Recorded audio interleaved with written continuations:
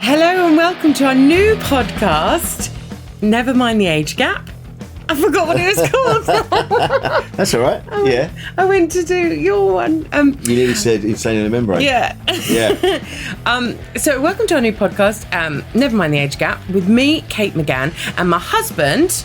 Rich Wilson. Rich Wilson. Yeah. So, Rich, Hello. We've decided to do this podcast mainly because we wanted to talk about age gap and all sort of age gap related things. But I will caveat this by saying we're not talking about... No. We're not talking about grooming. No. We're talking about consensual adult relationships. Yes. So thank you to the people that commented. Thank you for that. No pedos invited. No. Alas. Imagine if that's the route we were going to go down. I mean, it's on the nose. It's on the nose. It's very current. I mean, there's a lot of it about. But, I just wanted to say I'm not being groomed by you. No. And it was... But then you would say that. Yeah, I would say that. Yeah, like coerced into it. Yeah. Everything's fine. Well, I was the one that slid into your DMs. You certainly did. We've got the same size feet. Oh, God, it's going to be a podcast full of shit jokes. No, it's not. It's going to be good. So we sort of wanted to talk about our age gap and sort of generational things as well, because, I grew up in the 90s and Rich grew up in the 40s. So, it's just... It's going to be relentless piss taking. 40s. In the olden days, all we had was newspapers for shoes. You had newspapers. You were lucky. So, I grew up in the 90s and you grew up in the 80s. I did. Predominantly. Yes. I came of age in the 80s, yes. Yeah. Coming of age stories. So it's sort of about how we grew up and how our parents treat us, because you find it weird that I've got such a good relationship with my mum. We're so close, and I was really close with my nan as well, because she's my best friend. When you said to me, my nanny's my best friend, I nearly never saw you again. I nearly was like, she died by that point when we met. No, I know. It wasn't like competition. she was see the old girl. I'll take care of ill of the dead. But no. Yes. So, she brought me up, basically. So, not that my mum did a terrible job. She was amazing. But I'm from a single parent family, and my nan was basically like my second mum. And so she brought me up, from my mum and dad divorced when I was 4. It's fine. I don't have daddy issues. But I mean, that's the one thing that gets tossed around. Daddy issues. Yeah. And I've even joked about it on stage going, God bless those daddy issues. Yeah. But I didn't, when we first started courting. Oh, God. I was supposed to use words like that, not you. When we first started dating, well, I asked you out for a pint, but it was under the sort of ruse, if you will. Well, it was true. It wasn't a ruse, no. But I was basically going after the pandemic and stuff. I hadn't done comedy for ages. And so I was getting back into it very slowly but surely. And I wanted to talk to a wise and old comedian who's been doing it for many years. I remember there was just 3 of us doing it. Yeah. All men. It was all men. Yeah, obviously. All white men. Yeah, obvs. And it was no women. And it was me, Bob Monkhouse, and Mike Yarwood. All those names you know nothing about. Mike who? Whom? And then I messaged you for a little drinkette. Yes. I've never said drinkette in my life. You said to me, you said, I've got a gig, would you like to do it? And I said yes. Yes, I used to run a gig in Brighton, but it's a lot of admin, so I stopped. It is a lot. And then that was in, and then you said, if you're ever in Brighton, drop me a line. I'd love to meet up and talk all things comedy. Your ear about comedy. Yeah. And then you messaged me and said, "Oh, I see you're going to be in Brighton." And I said, "Am I?" Well, so knowing you as I know you now, that wasn't far from what happens. Your admin skills are yet to be. There's been many messages I've received on the day of gigs where they've gone, all right for tonight, and I'm like, what? No. Well, we were in Southend, like when we'd first started dating, and we were in Southend for a lovely comedy night run by Ross McGrain called Little Smash. Yes. And you got a text from someone going, hello, mate, are you on your way? And it was like the other side of the country. And we're like, oh shit. Yeah. And so I've just realised now. But then it turns out they'd fucked up and I wasn't actually You weren't on. Yeah. So it's fun. But it was just a little glimpse into your admin skills. Well, yesterday we came to record Insane in the Membrane, and producer Paul, lovely producer Paul, patient producer Paul. Very patient. Rang me and went, are you near the studio? I'm like, oh, fuck no. Again, I'm an hour away. Yeah. You're in the southeast, though. I was in the southeast. Yeah. And my car was on a ramp Yeah, the exhaust is gone. Yeah. So it's fun. Here we are. Bands. So and yeah, and we were aware that there is an age gap. I've only ever been in one relationship where there hasn't been one. That Lisa is a mother of my already existing lads. Already existing. Yeah, my other lads. The alive Key ones. and Bailey, and there was only 2 years between us. So she's older. She's 2 years older than me. And then you had another partner. I was with another person who was 18 years older than me. Wow. I've been out with somebody, a lot of people that it's never been more than this, which is 14 years. This is the, this is the biggest. I'm the youngest one. Yeah. Well, I was 35 when we met, but I didn't think, oh, bloody hell, he's 49. Because most men, and, you know, women listening to this will agree that most men don't mature until they're at least 50. That's true. Actually, it was fine. And a lot of the time, you're a lot more immature than I am. That's Even true though as I'm well. quite daft. I'm very stupid. We do pull stupid jokes on each other all the time. Yes, and that's what I love. But like getting me knocked up. Yeah, That's a silly joke. That's quite the punchline. But it's the fact that people, whenever you talk about age gaps, and they always talk about, they always pull a face and they'll go, oh, like you're being coerced into something, and that's not true. Which is why we wanted to do this. And here we are. Absolutely. And also, people, it's very odd because when we do gigs together and it happens, like Rich will be emceeing or I'll be on, you know, the bill, and we've mentioned it before because like our material, it sort of sounds quite similar because obviously we're talking about the same story, we're talking about the same thing, the same situation. And then the audience will sort of, a few of them will twig and then we'll drop the oh yeah, that's my other half. And they go weird. They do go weird. They go really weird. And I don't know what it is, if they go weirder when you mention it or when I mention it. Also, someone said to me, and I don't know who it was, I can't remember, but I love them. They said, oh, I thought you were like 25, 26. I was like, stop it.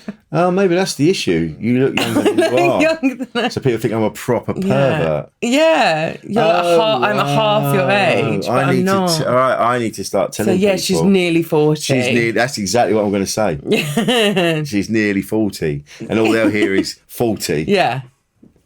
Oh. But then as soon as obviously the baby comes, I'll age suddenly. I look like an old crone. Well, you that's the thing with people that have babies. You put your entire life force into another human. Yeah, I'm like, you know, in The Little Mermaid, the poor unfortunate souls. Yeah. Like, that's what I look like. I'm so tired. You are tired. So we've got 7 weeks to go before the babe is here. Yeah. The dude, the babe with the power. And that's just something as well. That was a choice too. Like we both, like said, I'm not necessarily trapped him into it. yeah. I wanted to get his money. Yeah. Well, I didn't marry you for your money. No, just as well, really. Just as well. Unless you're hiding it in a mattress somewhere. Yeah, that's why I always sleep on the sofa.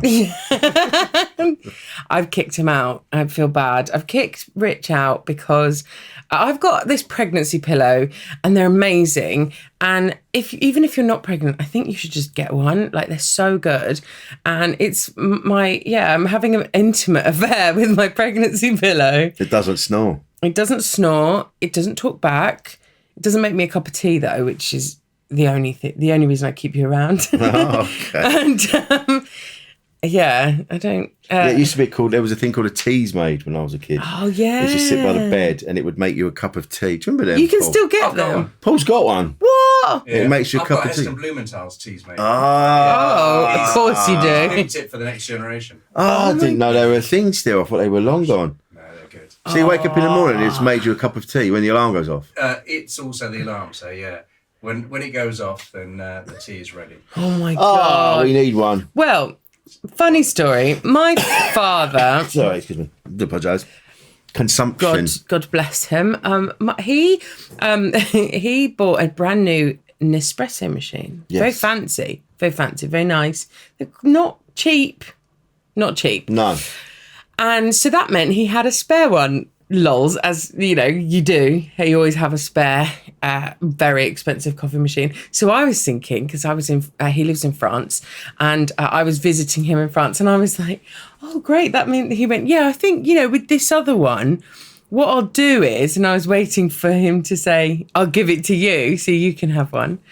And then I was waiting for my moment to go, oh, thanks so much. That's very generous of you. And he went, what I'll do is I'll put it next to the bed so we can just have coffee in bed. And I was like, no. So then basically they've got a Nespresso version of teas made, but they have to wake up and press the button. That'll teach you. Well, never expect anything. No, and then you can't be disappointed. I like the fact that you went into your old job to give back your laptop. Yeah. And you stop. This is what I love about Kate. She's got such a lovely kind of open. This is what I love about her. She's a glass half full kind of girl. Very optimistic. And you said you're taking your laptop back. Yeah, I was doing a 9 to 5. And he said, I've got to take the laptop back. And they went, oh, yeah, bring it back today. Oh, can you join us at this time? Yes, in this special time. Special room. And Kate was like, oh. And I meant they've planned something. It's going to be a surprise. And Rich was like, yeah, but what if it's not? What if it's just a meeting? And I went, no. Well, but I'm pretty sure. Otherwise, why would they invite me to 4D13, Yeah. And then I turned up and they were having a training day. So there were no balloon arches. No baby shower stuff. I was like, okay. God, apart from people. You didn't. No. Yeah. Oh, you literally didn't. Oh. And then apart from people going, okay, you're here. God, you got massive. Thank you. We forgot you were coming. Thanks very much. What's great as well, the worst thing about being pregnant is that people like to point out how big you are. It's like fat shaming. Yeah. They go, God, you're big, aren't you? And you're like, all right, mate. Yeah. Calm down. But that's, again, talking about your age, that's one of the things that pops up all the time is that people assume that you are stupid for getting it because you've got involved with an older fella. Yeah. And people are, I shouldn't even, it sounds like I'm going, isn't that true? When people right. say, when people say you're stupid, no, do they? No, you know what I mean? I was talking to, I was talking to someone the other day and they said the same thing. And they said, what? So what you're saying is I'm stupid, that he's getting one over on me. Yeah. It's definitely my choice. Like I pursued. Just read the words. Sorry, and then he said, I mean, like I didn't. Yeah, as I said when we first met, I didn't think about the age thing, and talking about babies and stuff. We were on like our third date. Pretty much, and it was very early to discuss it. But I knew Rich has 2 lovely sons. One's 31, one's 26. Keanu and Bailey, they're the best boys you'll ever meet. Lovely. And I knew you had older sons, and I just thought, he's probably not going to want to have kids. And it's not that I was desperate to have a baby. No. By no stretch of the imagination. But I didn't want it taken off the table. I basically didn't want it to be a absolute no, because then I'd have to think about whether I wanted to pursue a relationship with you. And then you were like, yeah, you hadn't considered it with other relationships. Not really. And then you met me and I conned you. Yeah, if anyone's getting conned, it's me. Yeah. Doing it again. Especially, I saw there's a comedian called Alistair Barry, and I saw him the other night. He headlined the gig I did. Fantastic gig I did. And he's the same age as you. Yes. And he's got two young kids, and his whole set is talking about how tired he is. And I was like, oh God, Rich is in for a world of pain. Yeah, I'm going to be working away a lot. Yeah. It's funny enough, Alistair Barry. He messaged. We were talking about something yesterday, and he said, "Oh yeah, but it's when Kate asks about having another one, which she will." And it's already come up, and I said, "I'm adamant that I don't want to do this again." And he went, "No, it's not up to you." I went, "It is up to me. It is up to me. I don't want to. I'm not going through this again. I forgot how hard this bit is." So no. What, pregnant women? Yeah, pregnant women are so tedious. So well, you were only like 12 when you had the last time. And he said about it, and I went, no. I said, it's not happening. I'm not going to do it again. And then he went, well, I said I think it's time to get the scissors out and have a snip. And then he sent me a picture of his bollocks when he had his done. Honestly, blue balls. I've never seen that kind of colour, purpley green before. Yeah, I can't wait. Oh my God. I didn't think we were going to talk about balls quite so soon. I'm just saying. In our podcast. But I know, yeah. In our conversation. But yeah, they are prominent. I'm older. Well, they'll match the bruises on your knees. Oh yeah, you can see her. Oh, you're really running that day.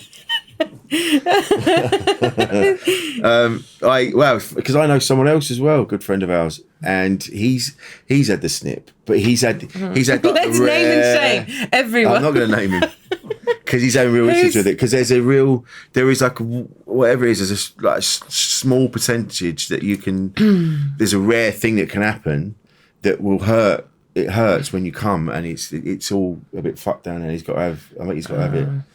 I'm done. But well, why don't we just chop the lot off? I'll keep it in a mason jar on top of the fridge. Do you know what? It would do me a lot of favours. Well, lots of people. Sorry. It's got the consumption. Is that from when you went down the mines as a child? Pulled up. Yeah, lots of people talk about your package on stage. It's 5-star reviewed, mate. Yeah, well, there you go. So yes, we're talking about have my water, please, Paul. Generational things. Thank you. Sorry, mate. Please don't die. Wouldn't that be funny if I died? No. In the first episode. In the first episode. Short podcast. I know. Never mind the age gap. Oh no, he died. Well, because you do this joke about. Having another child and saying, well, by the time he's old enough to want something like a mortgage deposit or something, or like money for a car, you'll be dead. Yeah. And I was like, oh God. So it never gets a lot. Never gets a lot, because people go, that's like, yeah, bleak. it is bleak. And where did you get money for a flat deposit? Hello? Because we can't afford one. My, secret stash. Secret mattress stash. Oh my God, yes. Why are you dying? I don't know what's happened.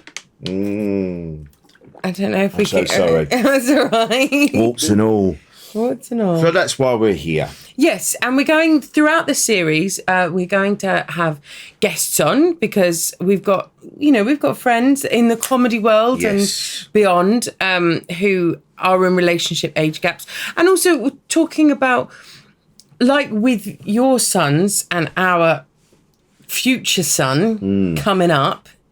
There's massive age, 31 years between them. So even though it's his big brother, it's like more like an uncle vibe. Different, yeah. And people have in their families, they have aunties that are younger than the cousins and second cousins and third especially if my mum used to teach at a school in Lewis, and in the one class you'd have like cousins, second cousins, really? Aunties. Yeah, it's all a bit like that in Lewis. People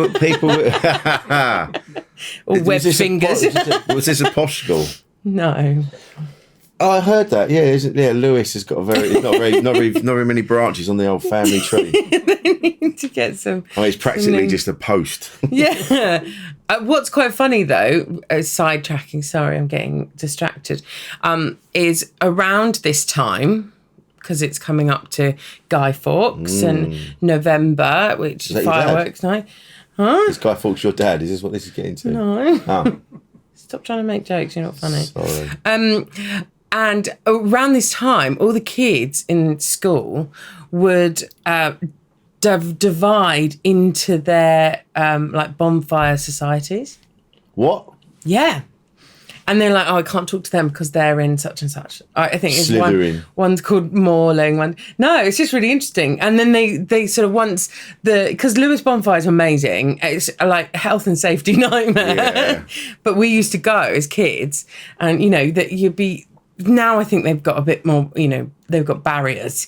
But when I was a kid, you just used to like stand on the side of the street and there'd be people with sticks with like burning tar on the end. Wow. And they'd burn an effigy of someone. Like whoever. Maniacs, I've seen. They're absolutely drag buckets of fire down the road. Yeah. I assume that stopped now. That was quite some time ago. I mean, I wouldn't put it past them. But it's weird. They all sort of divide. Yeah. The class, the school. Well, this is when my mum taught there, so this was a while ago. But I'm talking about like 30 years ago. But so they divide, and then afterwards they'd all. Sorry, I've just hit the mic. They'd all go back into like just being pals again. Wow. Yeah.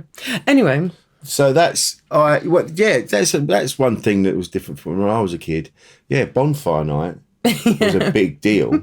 I don't remember there being very many health and safety. No, things. there wasn't. I mean, I used to wear a shell suit. Oh, well, nice one.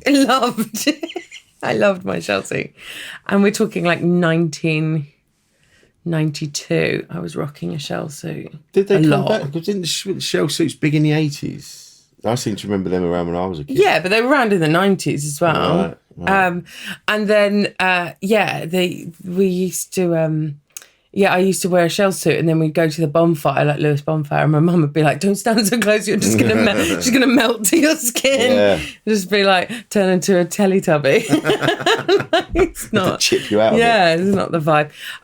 But yeah, so in mum's class at school, there used to be sort of aunties and and cousins, and I mean, I know somebody that's got a 60-year-old sister. Wow. And so it skips a generation. And then my nan, weirdly, she was like 60, nearly 70, and somebody phoned this, like the house phone, this is how long ago it was, phoned the landline and said, Norma, are you sitting down? She went, yeah. She wasn't. I don't think she was. Oh. See, your nan wasn't. She could be your best friend. She was such a liar. Wild.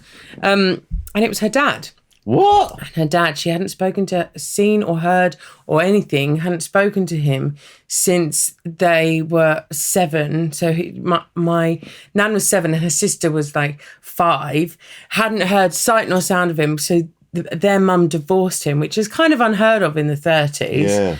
To divorce someone, and was a thing, and just no one mentioned Fred. Like no one mentioned him. He just went off to war, and that was it. And he didn't exist anymore.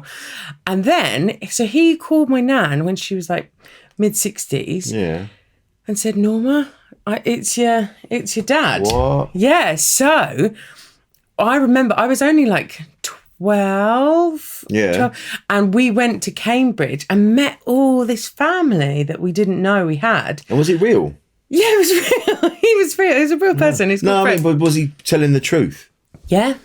So basically, he'd moved. He'd gone away, and it was during the war times and that. So he'd come home. I remember it being in the in the Anderson shelter. Yeah, when you were evacuated to Horsham. That was it. Yeah, to the countryside. To the countryside with your little gas mask. I was on the train. Me and Mr. Tumley, or whatever his name was. Oh, Mr. Pomley. No. What was his name? Mr. Kibble. You just make your names up. That's all the country names. We're going to go stay at Mr. Bumbley's house. We're going to say he's going to teach us how to make scones and feed the ducks. And he's not going to like us to start with, but then he'll come round. Good night, Mr. Tom. Mr. Tumley. Mr. Tom, that was it. Oh my God. Mr. Bumley Smythe. Another diversion. My dad dated Jenny Agutter from the Railway Tour. He did not. Yeah, he did. That was a lot of our kind of coming of age. Jenny Agutter. The Railway, yeah, I just not thought of like the Railway Tour. Don't be weird. No? Yeah, nobody went, did you see the Railway Children? Yeah, God, you see how high up those socks went? Hey, right to the knee. Those frilly undercoats.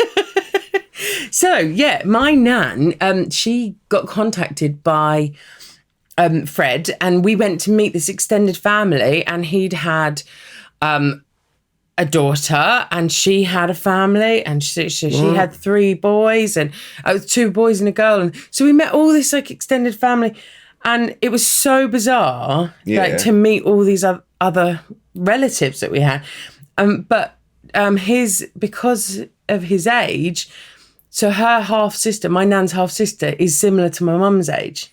Right. Okay. So so then her children were close to my age and my brother's age. So basically like his grandchildren. So it was kind of weird. It was like a generation jumped. And So what did he do? Come back from the war and it just went left instead of right? I forgot he had a family already. They like divorced. They ended things. But I think my great grandmother, my nan's mum, she was very independent. Right. She didn't need no man. No. Mind you, my nan was like that. My nan Osborne was a single parent in the war. Oh, really? Yep. And she had 3 jobs, and then apparently they'd go and meet. I think what did she say his name was? Fowler. His name was Martin. Yeah. He'd just come back from rehab. They used to go and meet him at Elephant and Castle in a cafe at like midnight. And he'd give her money for the kids. Oh, was that the dad of one that was of the them? dad of the kids. Oh. So they'd split up. I don't know what his deal was. What's his game? What his game was. But she'd meet him at Elephant and Castle at midnight at his cafe. He'd give her midnight? money. It seems a bit close. But she's and at dagger. work. She worked in a factory. Oh. She worked doing all sorts. And the kids just kind of like wander around on it, sorting themselves out. They had this big dog that used to like go and fetch them home. Oh, like Nana from Peter Pan. Yeah, this big old dog that would go and get them. I'd love that. Yeah. That was like my dream, because we grew up with cats, so we didn't. I always wanted like a massive dog that would look after us. Cats wouldn't come and get you, would they? Cats wouldn't come and help you down. Imagine if a cat found you down a well. It'd be like, He would eat you. Yeah. That's the thing, we talked about that. It would eat you. Cats don't give a shit. But that's why I love them. I'm very much a cat person, because you have to earn their love. Oh. You have to earn it. Is that what I've had to do? Yeah, I'm basically a cat in human form. No, I just throw you a biscuit and you're anyone's. Yeah, to be fair. Like, would you like a pork chicken? Yes, please. Yes, please. I want anything. So. Yes. And also we want to hear from you. Yes. We want to hear your stories, and we'll do some sort of writing in, because I love like reading about people's relationships. Correspondence. Yeah, and we could do like, reading people's emails, and we'll get an email address sorted and we'll let you know it, and then you can write into us and we can read out your stories on air. Yeah, for now you could get us on our socials. You can get us on Instagram. I am Rich Wilson, and this is at Kate McGann Rich. Yes, and you can get us on there and drop us a line, and we will get back to you and have a chat. Yeah, we talk about your we'll air your dirty undies on air. Yeah, and well, because we want to hear about sort of family dynamics as well. Yeah, if you've got any interesting stories, like family stories, how did you meet? That kind of thing. I love that shit. So ours was quite boring. We just met at a gig. Yeah. No, when I proposed to you wasn't boring. Well, because we just went, we should get married, and we both went, yeah, all right. That was date 4. Yeah. And then it was Kate's old flatmate and best friend, Alan. Yeah. He took over the best friend role after Nana died. And he said, well, you can have more than one best friend. Everyone's my best friend. Yeah. You're my best friend. Everyone was kind of like, oh, nice. And he was like, he hasn't proposed to you. He hasn't approached you properly. Do it in the accent. I can't do his accent. Wind your neck, and I have to say that first. He's like, he hasn't even proposed to you yet. Yeah. And I was like, shit. Yeah. And I realised he's from Belfast. He hasn't had a stroke. Like that's what he sounds like. So I was like, oh yeah, Rich hasn't actually proposed. We'd sort of thought, yeah, we'll just get married next year. That'd be great. Yeah. Because we got married a year and a bit, like pretty much a year after we got together. The following year we got a baby on the way. Next year I hope you come out as gay. Just anything, just not have another kid. You might, in a couple of years, you might be like, do you know what? Absolutely fucking not. Are you do you know what, Kate? Let's have a go. It isn't about that bit. It's the fact that I can't do the 9 months. I mean, it's been really hard for me. It's not hard for you. This pregnancy is really taking its toll. I've got 2 on livers. My mental and physical well-being. Pussy. So, do you want to tell the engagement story? So, Kate was best friends with her nan. And so one day we went to the graveyard and we were sorting out. My nan passed away. Yeah, she wasn't. Yeah, she doesn't work there. Yeah. So Nan. So do you mind if I propose to your best friend? Yeah. So Nana passed away, sadly, and then there'd been a big storm, and we went to the graveyard to have a look, see if it was all right. And we tidied it up and blah blah blah. And then I was like, I could do it here. I could propose here with Nan. Nan would be here. It's a nice romantic thing, I thought. So then we go off into Lewis, and I'm like, how do I get her back to there? Okay, I'll have to do it. I'll get a ring, and then we'll do it. And then I found a ring in an antique shop, and it fit as well. We got it out of the thing, and it fitted perfectly. And I'm like, oh. But I tried it on the wrong finger because I thought you were just buying me like a nice ring. See, this is the thing. I didn't even realise. See, this is the thing. This is the problem with pretty blonde women. They just barrel around the world thinking everything's there's going to be a gift around every corner. This is why the films Mamma Mia are so shit. Like that woman just turned up on a Greek island and went, "Oh, is that my cottage on the cliff? Yeah, you can have that. It's actually mine, but no, fuck it. I'll move the kids and you can have it." All she had to do was get a lick of paint, and it was hers. So anyway. So I found this ring. So I'm like, I need to get Kate back to the crematorium, and then I can propose to her. And then we had a bit of lunch, and then I had the ring in my pocket. And then I'm like, we just go back, make sure everything's all right at your nan's grave. And you went, nah, fuck her. I'm going to need to go out. She never said that. She never said that. I said that. She went, no, she'll be fine. Don't worry about it. And I'm like, kept saying I was really worried about the fence that's behind her, and I was like, she won't care. She won't care because she's. And we ended up not alive anymore. Managed to get her back there, and then luckily Kate said, well, shall I come with you? I was like, yeah, which means good. I don't need an excuse to get her out of the car. We're walking towards the graveyard, and you didn't even get to the graveyard. You went, yeah, it looks fine. And then you turned around, and I'm like, shit. And I was trying to go down on one knee, put the ring on the wrong finger. And there's this wonderful story. I forgot that he had the ring. Yeah. And then I said, will you marry me? And you cried. And I said, I wanted to do it because your nan was here. And you went, oh, that's beautiful. Yeah. And we told Alan the story. And he went, a graveyard? In a graveyard? But in a graveyard? Yes. So that's how we got And it together. Was pissing it down as well. So it was very 4 weddings and a funeral, wasn't it? So there we are. So there we are. Yeah. So that's what we want from you. Yes. Tell us your tales. Tell us your tales. Tales of happiness and woe. No, maybe not woe. Just like nice, woe if you like. Good stories. Yeah, I love reading about how people met and relationships and so. And yeah, it's an interesting subject, we thought. So we'll create a Instagram and whatnot, and then do follow us. And we're really excited to be talking to you about this. So there we are. This has been Never Mind the Age Gap. With me, Kate McGann. Yeah, it's because you're the host. Oh, this is... Get used to it. Yeah. So Kate's the host. I'm the co-host. Yeah. So there we are. Yeah. And you smashed that. Thanks. You're welcome. We'll see you next time. See you next time.